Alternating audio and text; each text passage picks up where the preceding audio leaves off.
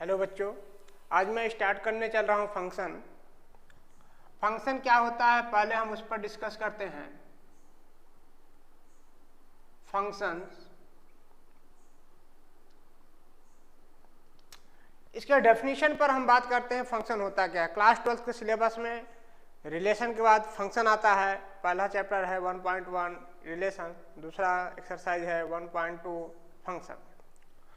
तो डेफिनेशन में अगर हम बात करते हैं फंक्शन का definition, f such that a to b,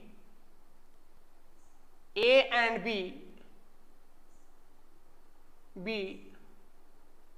are non-empty set,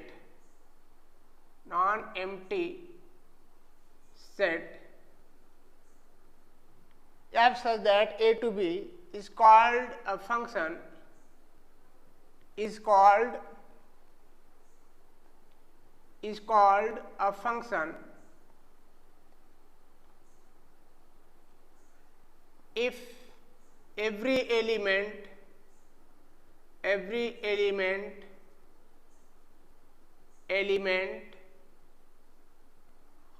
of set A, every element of set A has one and only one image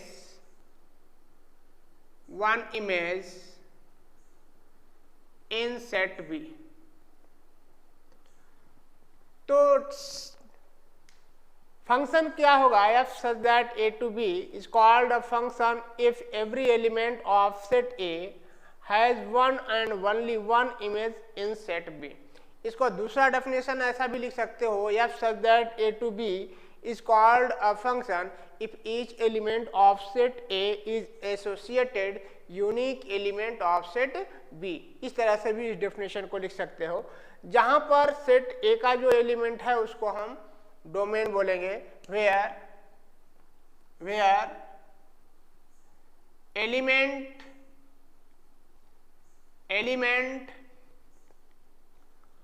of set A is called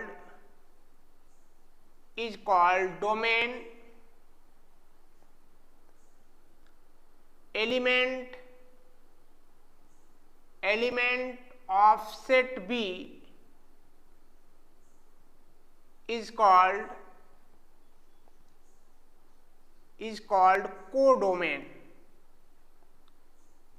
codomain. A के element को हम domain बोलेंगे और B के जितने भी element होंगे उसको हम कोडोमेन बोलेंगे। और रेंज की बात करें,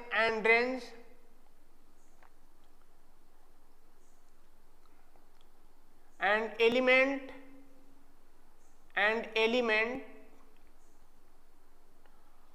of set B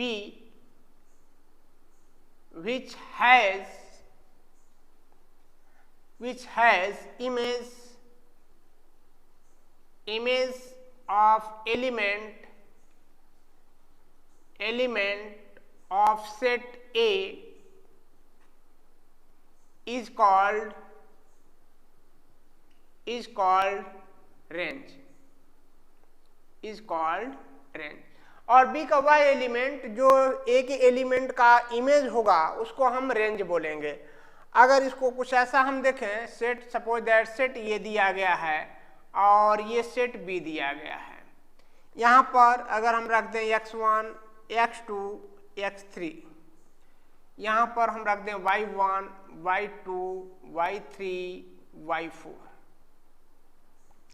तो देखो यहाँ पर x1 का इमेज y1 है, x2 का इमेज y2 है, x3 का इमेज y3 है।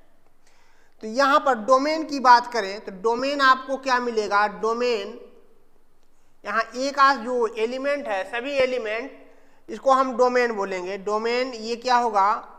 x1 x2 x3, इसको हम डोमेन बोलेंगे। तो फंक्शन तभी होगा जब इसमें ए के सभी एलिमेंट का एक इमेज यहाँ पर बी में हो, उसी को हम फंक्शन बोलेंगे। कोडोमेन की बात करें तो कोडोमेन कोडोमेन क्या होगा, बी का सभी एलिमेंट क्या होगा, कोडोमेन होगा। और ये लिखोगे y1, y2, y3, y4, इसको हम कोडोमेन बोलेंगे। अगर हम रेंज की बात करें तो रेंज क्या होगा, चलो देखते हैं रेंज क्या होगा। रेंज ये क्या होगा, y1, y2, y3, ये हमारा रेंज हो जाएगा। तो बी ए का सभी एलिमेंट जो होगा उसको हम डोमेन बोलेंगे, और बी के जो सभी एलिमेंट होंगे उसको कोडोमेन में बोलेंगे, और बी का वह एलिमेंट जो ए के एलिमेंट का इमेज होगा उसको हम क्या बोलेंगे, रेंज बोलेंगे। जैसे अगर हम ये कह दें F of X equal to Y, F of X equal to Y, तो अगर हम यहाँ पर देखें एक्स की जगह पर अगर हम x1 डाल दें तो ये y1 मिल रहा है, और x की जगह पर अगर हम x2 डाल दें तो ये y2 मिल रहा है, x की जगह पर अगर हम x3 डाल दें तो ये y3 मिल रहा है। तो इस तरह से ये हमारा डोमेन, कोडोमेन और रेंज की बात हुई। अब अगर हम बात करें number of function from A to B के बीच में कितने फंक्शन हो सकते हैं, इसके बारे में हम डिस्कस करते हैं।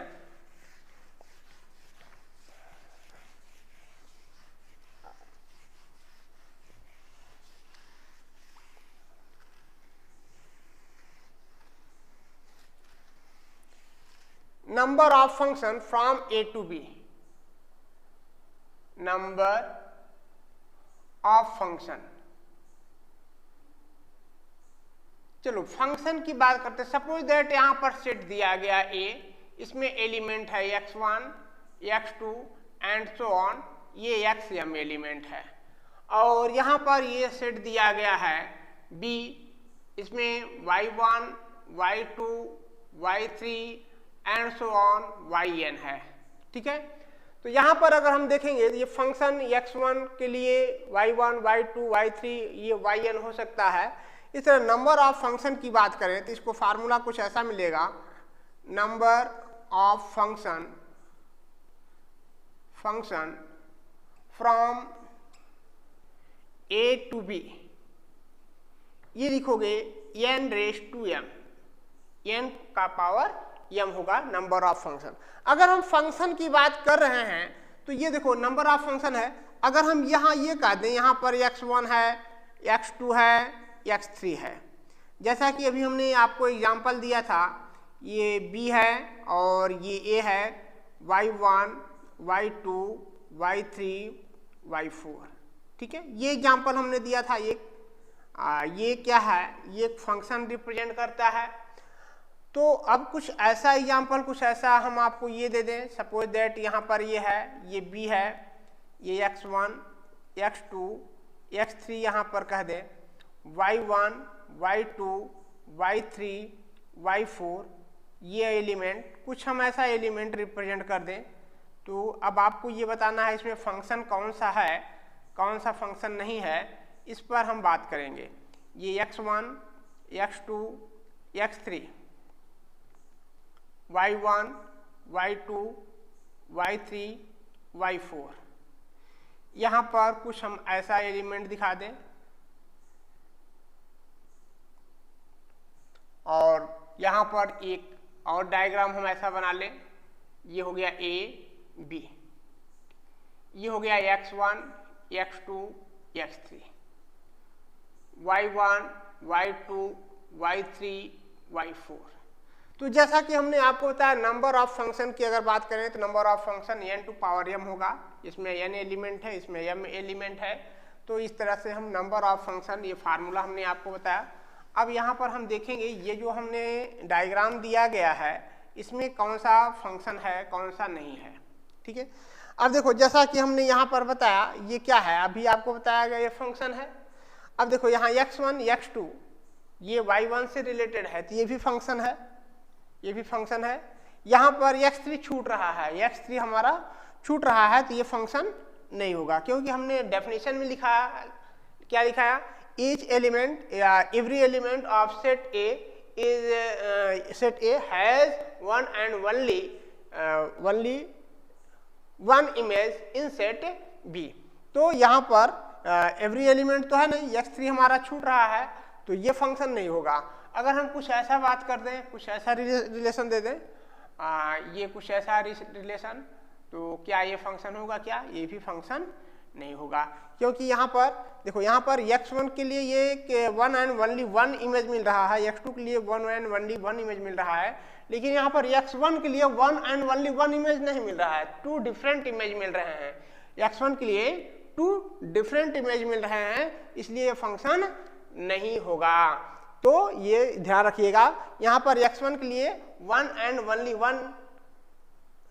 One image in set B में मिल रहा है, x2 के लिए one and only one image आप सेट बी में कह सकते हो, लेकिन यहाँ पर x1 के लिए वन एंड ओनली वन नहीं, वन एंड ओनली वन नहीं, बल्कि ये टू इमेज मिल रहा है, इसलिए ये फंक्शन नहीं होगा। अब हम ग्राफिकली फंक्शन को कैसे पहचानेंगे कि फंक्शन है कि नहीं? ग्राफ अगर दिया गया है तो फंक्शन को हम पहचानेंगे कैसे, इस पर हम डिस्कस करते हैं। अच्छा, आपके सिलेबस में जो है 1 1 ऑन टू मेनी 1 इनटू ये फंक्शन दिया गया है, तो पहले फंक्शन को हम बेसिक रूप से सीखते हैं, उसके बाद हम 1 1 ऑन टू मेनी 1 इनटू इस पर डिस्कस करेंगे। तो ग्राफिकली कैसे हम फंक्शन को पहचानेंगे?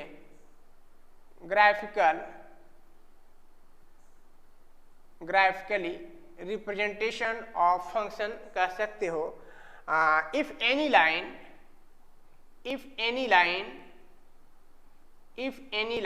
Parallel to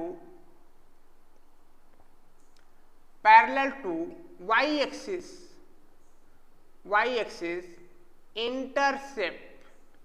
intersect to the curve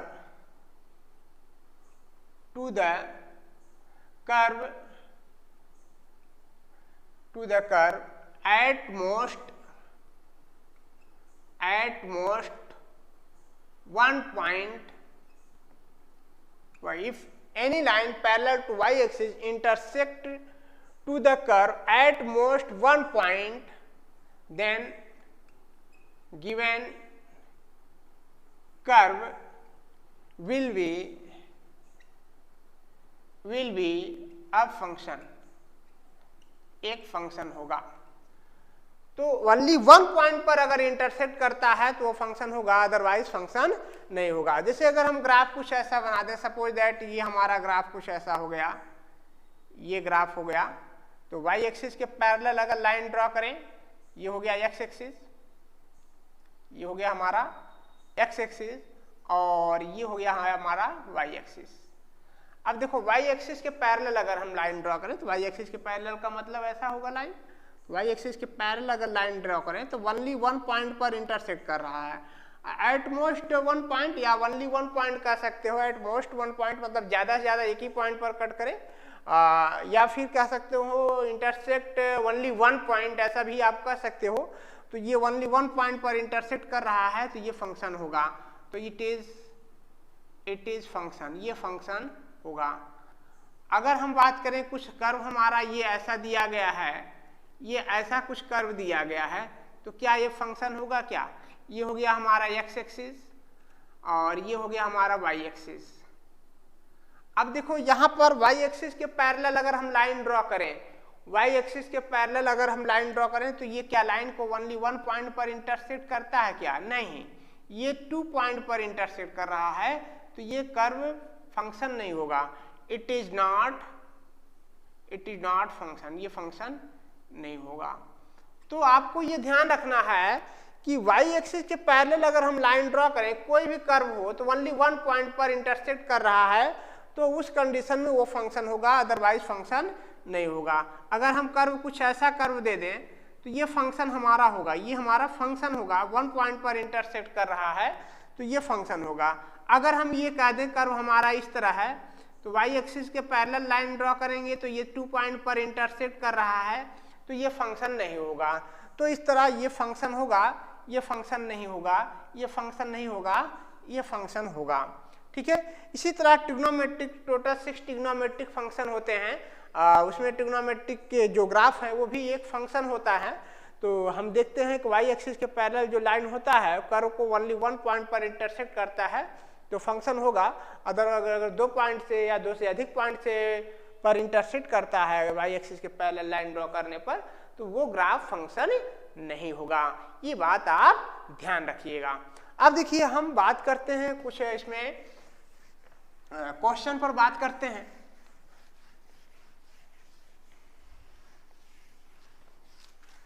number of function की बात करते हैं। नंबर ऑफ फंक्शन, चलो क्वेश्चन कुछ ऐसा दिया गया है, फाइंड नंबर ऑफ फंक्शन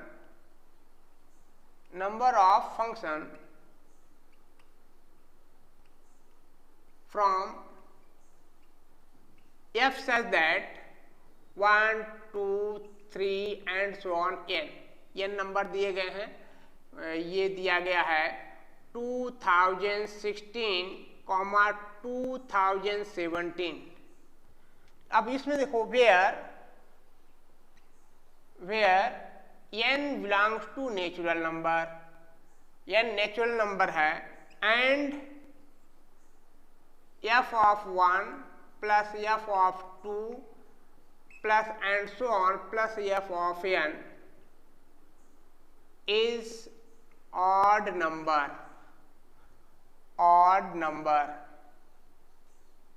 ये ऑड नंबर है। तो नंबर ऑफ फंक्शन पर हमें डिस्कस करना है, कितने फंक्शन हो सकते हैं इस पर हम देखते हैं। चलो हम यहाँ पर देखते हैं, अगर ये दिया है f of 1 plus f of 2 plus and so on plus f of यहाँ n-1 होगा प्लस f of n, ऐसा हमें ये दिया गया है। अब यहाँ पर अगर हम डिस्कस करते हैं, ये नंबर क्या है, ये ऑड नंबर है। ऑड नंबर होने का मतलब कर देखो हमारा कुछ ये ऐसा दिया गया है, यहाँ पर 1 2 3, ये यहाँ पर n नंबर दिए गए हैं, यहाँ पर दो ही नंबर दिया गया है 2016 से लेकर 2017 तक ये कर्व हमारा दिया गया है।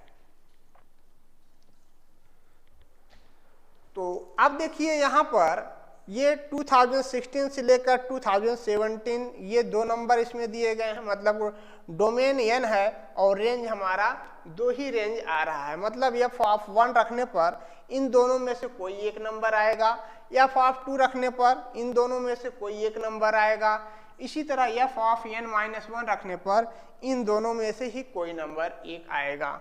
अगर हम बात करें f of 1 plus f of 2 plus and so on plus f of n-1, अब देखो ये नंबर अगर ऑड, दो कंडीशन हो सकता है, अगर ये ऑड है या इवन है।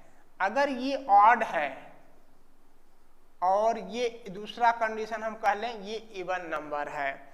अगर ये ऑड नंबर है तो ऑड में अब f ऑफ n क्या होना चाहिए, f ऑफ n हमारा क्या होना चाहिए, अब इस पर हम डिस्कस करेंगे।